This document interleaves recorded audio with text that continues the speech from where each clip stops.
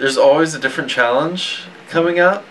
I mean, some things get routinized to a point to where it's no longer a challenge, but there's always something new to deal with.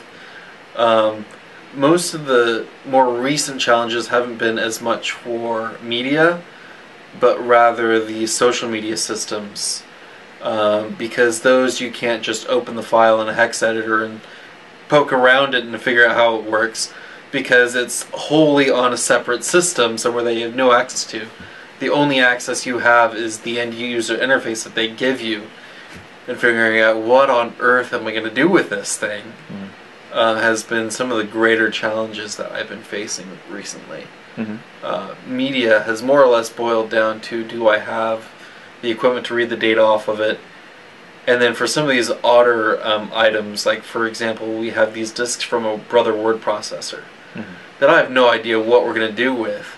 Because of it's an age before Brother eventually started using an MFM encoding to where you could just stick the disk in a computer and read it just fine.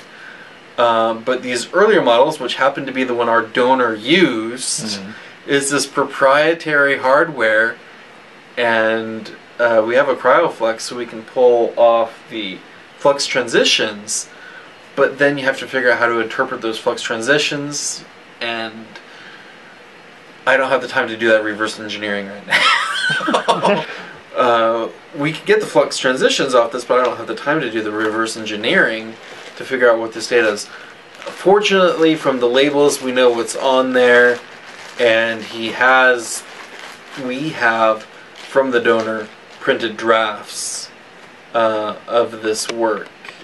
So I'm not overly concerned about the data itself. It would be nice. It's almost more artifactual than it is record.